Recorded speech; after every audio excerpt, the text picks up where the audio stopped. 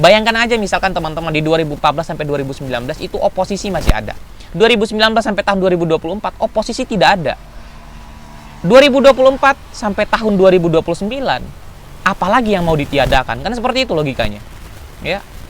Tandanya bahwa kekuasaan itu pelan-pelan, ya. Pelan-pelan kemudian ingin mengkebiri nilai dari demokrasi itu.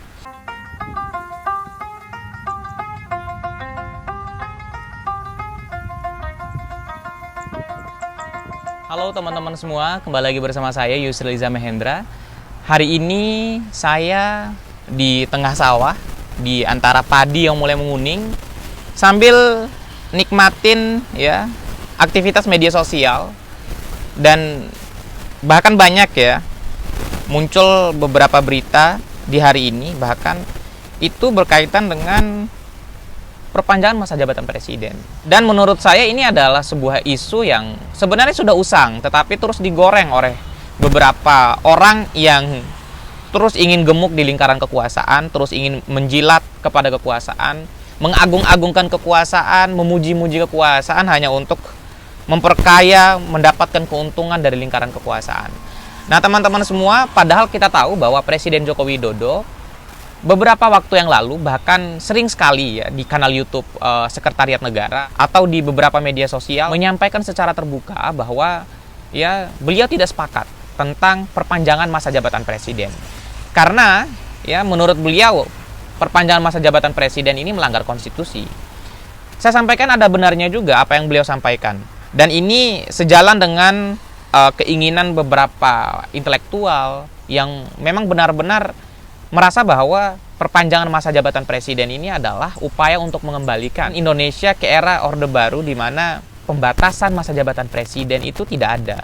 Padahal kan kita masuk di era reformasi, di mana salah satu poin penting dari reformasi adalah kekuasaan eksekutif yang perlu dibatasi. Karena kita tahu bahwa power tends to corrupt, power absolute corrupt absolutely. Ketika kekuasaan itu absolut ya, tanpa ada batasan, maka kekuasaan itu cenderung korup. Kekuasaan itu akan menjadi kekuasaan yang otoriter dan rentan melakukan penyalahgunaan kekuasaan, kewenangan. Nah ini yang kita sangat-sangat perangi. Kita tidak sepakat bahwa kemudian perpanjangan masa jabatan presiden ini kemudian menjadi isu yang terus digoreng di ruang-ruang publik. Padahal ya Presiden Joko Widodo pertama sudah menolak itu, dan banyak juga masyarakat, intelektual, publik merasa bahwa wacana-wacana yang seperti ini juga tidak harusnya terus digoreng gitu loh. Nah ini sekaligus ya konten ini memberi kritik kepada para politisi yang terus menggoreng isu ini agar ya itu hanya untuk kepentingan mereka menurut saya. Karena mereka kan orang-orang yang bersuaka kekuasaan, orang yang ingin gemuk karena mendapatkan roti dari kekuasaan, sehingga mereka memuji-muji kekuasaan.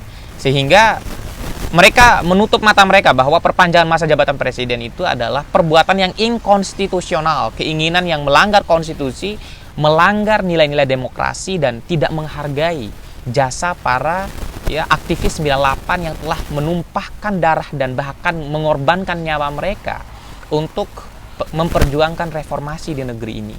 Mereka menutup mata akan hal-hal tersebut demi kepentingan mereka, demi bagaimana mereka menjaga aset mereka yang ada di Kalimantan, aset mereka yang ada di Sumatera, tanah-tanah mereka yang ada di sana, di sini, dan sebagainya. Padahal kemudian rakyat menjadi korban. Ya, lebih khusus nilai demokrasi tidak tumbuh subur di dalam negara Kesatuan Republik Indonesia. Padahal dalam negara demokrasi, ya sirkulasi kekuasaan itu sangat penting. Karena melalui sirkulasi kekuasaan yang terus-menerus berlangsung itulah kemudian kita bisa melihat dan menatap harapan Indonesia di masa depan. Kita bisa melihat apa yang akan kita peroleh ya melalui pemimpin yang baru. Karena tentunya beda pemimpin, beda kadar kemampuan dalam memimpin, beda juga isi kepalanya gitu. Nah, kita membutuhkan pemimpin yang lebih dari pemimpin sebelumnya karena tantangannya juga berbeda, sehingga Indonesia menuju pada era baru, era Indonesia yang semakin maju. Itu yang kita inginkan. Nah, justru sekarang yang dilakukan oleh para politisi adalah menggaungkan dan menggoreng isu 3 periode ini seakan-akan menjadi sesuatu hal yang diinginkan oleh publik. Kemudian isu ini dibawa dari pusat sampai ke daerah, bahkan sampai ke pedesaan gitu loh. Nah, yang paling menurut saya sangat lucu adalah ketika isu perpanjangan masa jabatan presiden ini kemudian ingin dideklarasikan oleh Asosiasi Kepala Desa seluruh Indonesia. Ini sebuah guyonan yang sangat-sangat membuat saya tertawa tapi geleng-geleng kepala gitu.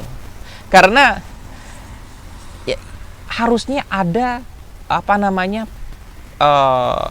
edukasi, pemberian pemahaman yang dilakukan oleh para politisi atau kementerian berkaitan dengan hal ini. Ya walaupun misalkan para kepala desa menyatakan bahwa ini aspirasi dari masyarakat kami di desa, tetapi sebagai seorang pejabat mereka juga ya harus memahami value dari konstitusi, nilai-nilai dari konstitusi kita.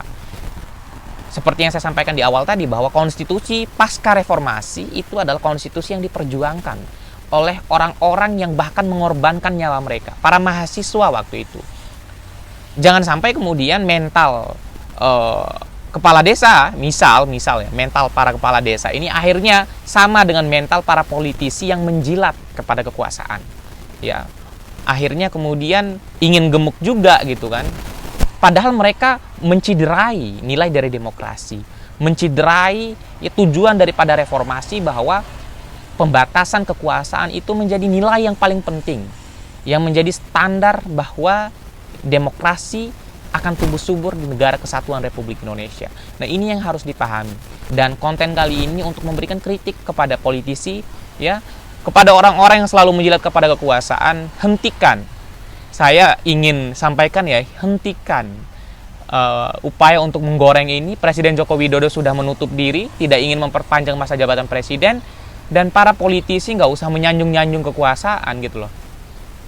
Rakyat hari ini menginginkan distribusi keadilan, kesetaraan, dan kesejahteraan. Dan itu semua bisa didapatkan, diperoleh melalui sirkulasi kekuasaan. Oke, misalkan di 2 periode awal misalkan Presiden Joko Widodo mungkin tidak menciderai ya nurani dari publik, atau kemudian tidak tampak abuse of power misalkan.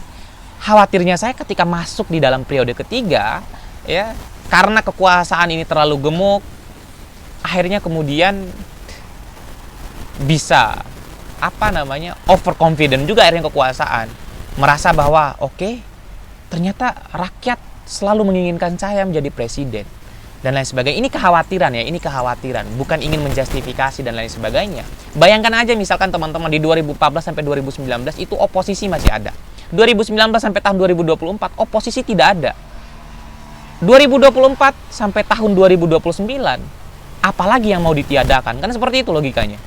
Ya. Tandanya bahwa kekuasaan itu pelan-pelan ya, pelan-pelan kemudian ingin mengkebiri nilai dari demokrasi itu. Ingin kemudian menjerumuskan kita pada ya kesengsaraan. Rakyat kemudian tidak mempunyai power, kekuasaan yang jauh lebih mempunyai power. Sehingga pembatasan kekuasaan itu menjadi solusi awal untuk mencegah ya kekuasaan yang kelebihan imun, kekuasaan yang super power, power tendency corrupt, power absolute, corrupt absolutely. Kekuasaan yang absolut, yang super power ya akan cenderung pada korupsi yang absolut juga, akan cenderung korup, akan cenderung menyalahgunakan kekuasaan mereka.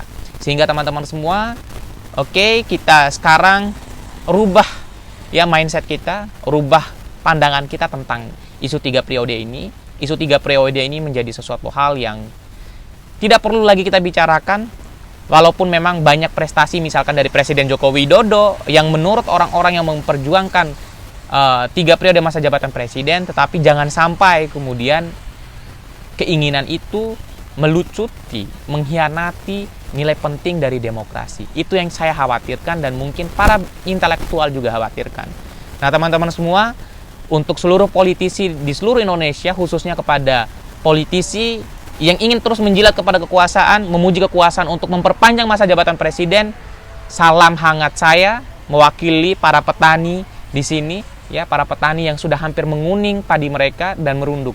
Kekuasaan juga harusnya merunduk kepada rakyatnya, bukan justru kekuasaan yang membuat rakyatnya tunduk kepada mereka. See you next time. Ya, wassalamualaikum warahmatullahi wabarakatuh.